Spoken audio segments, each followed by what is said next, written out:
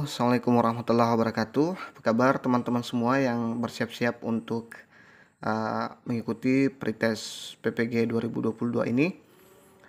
Bagi yang sudah ujian, saya harap banyak-banyak berdoa semoga lulus nanti sambil menunggu pengumuman kelulusan teman-teman. Bagi yang baru bergabung, saya mohon bantuannya untuk klik subscribe, like, dan bantu share ya. Pada kesempatan kali ini kita akan membahas sedikit pedagogi bahasa Inggris ya. Jadi kalau saya lihat kisi-kisinya kebanyakan membahas tentang, kalau di pedagoginya itu membahas tentang bagian-bagian RPP ya, termasuk pendahuluannya, awal dan sebagainya, termasuk silabus, indikator, KD dan sebagainya. Jadi kalau memang banyak yang nonton, jadi saya harap teman-teman yang nonton ini silahkan di-share sebanyak-banyaknya. Kita akan lanjut terus sampai selesai ujian pretest ya untuk bahasa Inggris ya. Karena kemarin yang banyak saya upload itu kebanyakan umum ya teman-teman. Baik, coba kalian teman-teman lihat kisi-kisi teman-teman, pasti banyak di situ yang berhubungan dengan bagaimana mengembangkan RPP dan sebagainya. Kita langsung masuk ke soal yang pertama. The presentation or development step of a lesson plan should involve activities on the part of the students. It should be carried out by keeping in mind the following principle, except A. Principle of selection, B. Principle of division, C. Principle of absorption, D. Principle of categorization, E. Principle of successive sequence. Jadi perlu diketahui kalau di bahasa Inggris kita pedagoginya tetap berbahasa Inggris. Jadi itu kesulitan kita ya teman-teman. Sudah kita harus paham pedagogi, kita juga harus paham apa yang diinginkan soal. Karena kalau kita tidak paham soal di sini, maka kita akan bingung mau jawab apa meskipun kita paham pedagoginya ya. Jadi teman-teman nanti akan dapat pedagogi yang bahasa Inggris juga. Oke, jadi jawaban yang tepat adalah option D, Principle of Categorization ya. Kita lihat pembahasannya, menemukan kata kunci presentation. Jadi kalau saya sendiri, saya juga lemah sebenarnya di bahasa Inggris ya. Saya termasuk lemah juga, cuman kita harus menteknisi, harus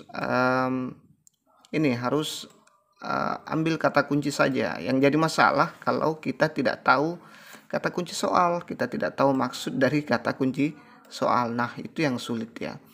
Ini kata kuncinya, presentation of a lesson plan, dan memahami mengenai prinsip kegiatan dalam tahap tersebut. Kemudian ada frasa on the part of the students. Ini ada phrase on the part of the students ya. Berarti bahwa pengembangan lesson plan yang melibatkan kegiatan pada peserta didik bisa dilakukan sesuai prinsip selection atau pemilihan, division pembagian, absorption penyerapan, dan successive sequence atau rangkaian yang berurutan ya. Dari pilihan di atas yang merupakan prinsip dalam menyusun RPP atau lesson plan yang melibatkan kegiatan peserta didik adalah pilihan jawaban D, Principle of Categorization ya. Itu dia yang bukan ya, ada kata except ya. Oke teman-teman, semoga dipaham. Saya yakin banyak yang lebih hebat ya daripada saya. Saya hanya menyediakan sarana untuk teman-teman belajar. Baik, kita lanjut ke soal berikutnya. Jangan lupa subscribe, like, dan bantu share. When assigning the learners in the closure section of the lesson plan, remember that students need to be able to perform their skills on their own. So, keep the following things in mind, except A. Make a clear connection between the lesson and the homework. B. Make sure to assign the homework directly after the lesson. C. Clearly explain the assignment to be given to the learners. D. Ask the model to share their tasks to their classmates. E. Make sure to check for students' understanding before sending them off. Ya, kira-kira yang mana jawabannya teman-teman? Jadi ada lagi kata except.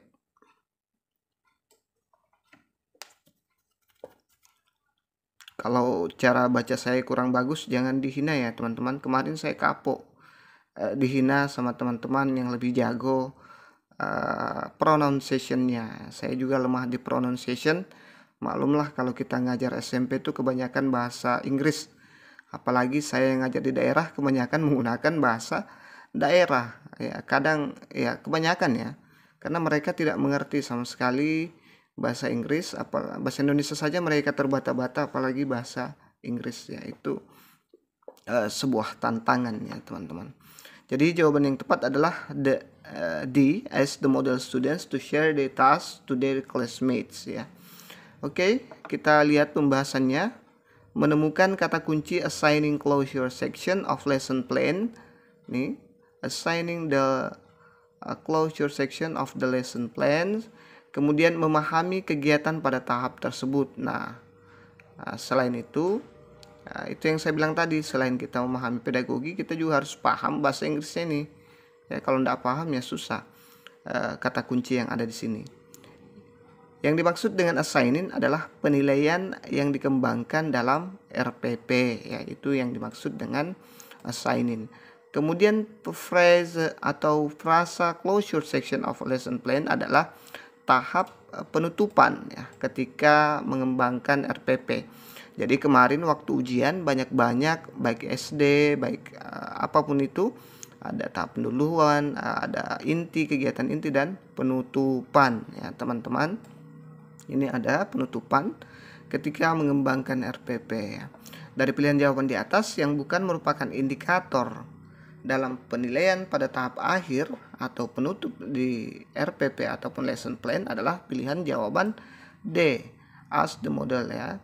Ask the model students to share their tasks to their classmates ya. Jadi ini yang bukan merupakan indikator dalam penilaian pada tahap akhir di RPP atau di lesson plan.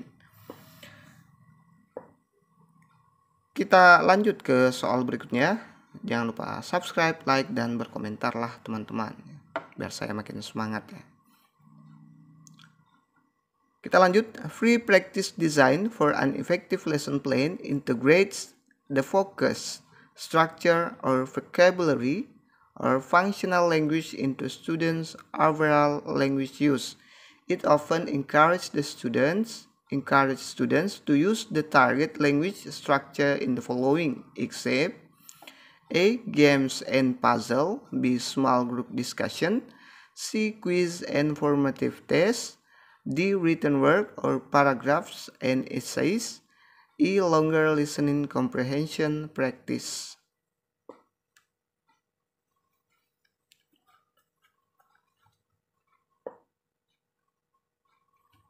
Oke, jadi jawaban yang tepat ada di option C ya. Quiz and formative test ya. Kita lihat pembahasannya.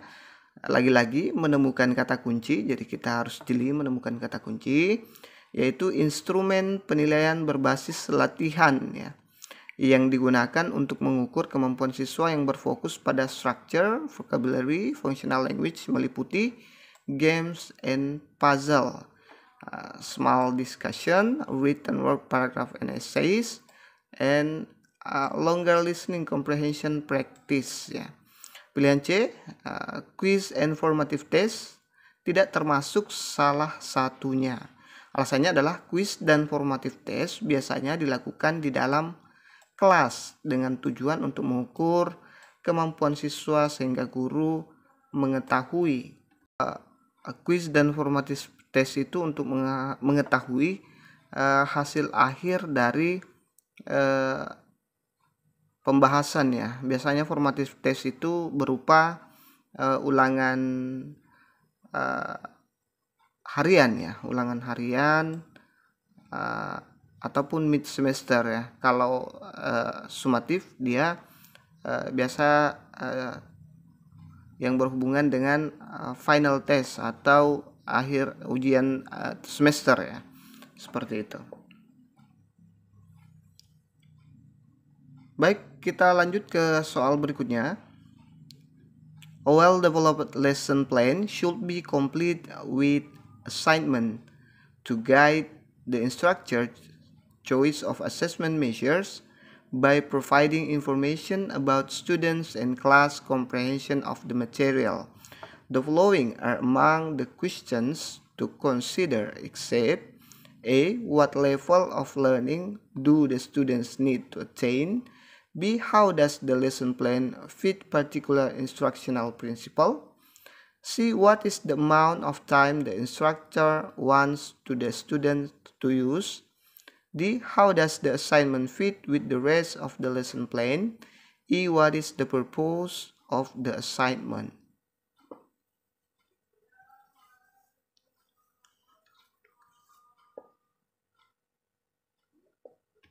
Baik, jadi jawaban yang tepat adalah option B. How does the lesson plan fit particular instructional principles ya. Terlihat dalam soal ada kata kunci well developed lesson plan dan choice of assessment ya. Nih. Well developed lesson plan dan kemudian ada choice of assessment ya, yang mempunyai arti pengembangan RPP yang baik dan pemilihan penilaian yang tepat atau baik. Selain itu, except ada kata kecuali juga merupakan kata kunci yang penting ya. Pilihan jawaban B, how does the lesson plan fit particular instructional principle, adalah jawaban yang paling benar karena terlalu luas hubungannya dengan particular instructional principle and assessment.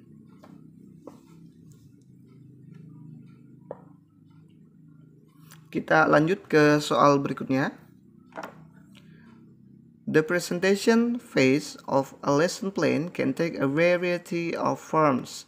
The following are suggestions on how to present new materials to class except A. Teacher-centered explanation. B. Student presentation. C. Reading selection. D. Listening selection. E. Guided exercise.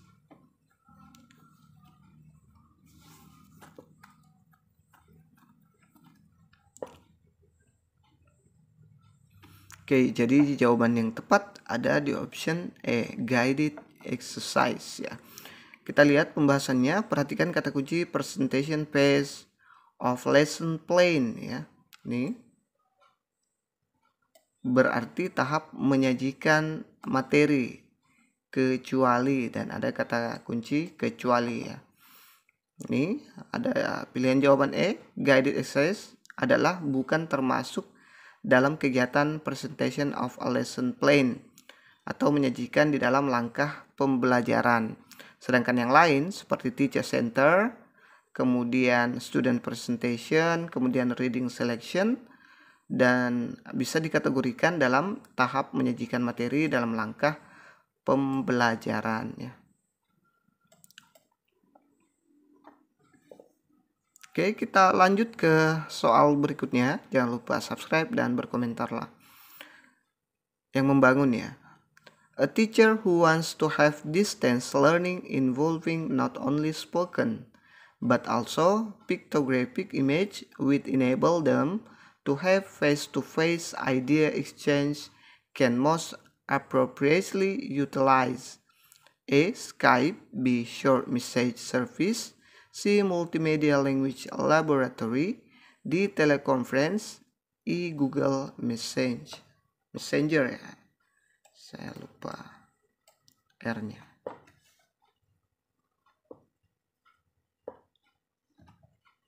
Oke, jadi jawaban yang tepat adalah option D, itu teleconference ya.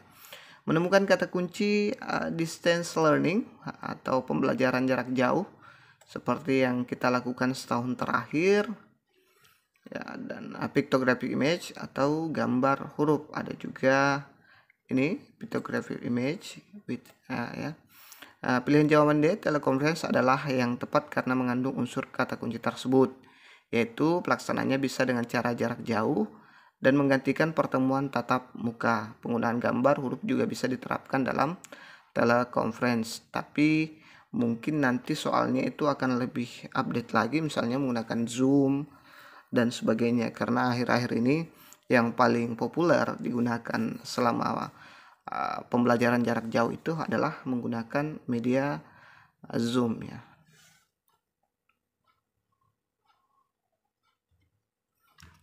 Oke, itu saja dulu yang sempat saya share pada kesempatan kali ini. Mudah-mudahan bermanfaat. Lebih dan kurangnya mohon dimaafkan. Saya yakin teman-teman jauh lebih hebat daripada saya. Saya hanya menyediakan sarana saja.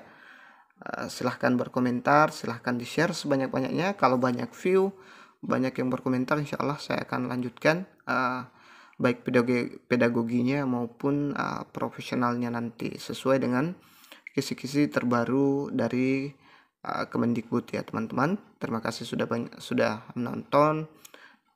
Selamat berjuang. Assalamualaikum warahmatullahi wabarakatuh.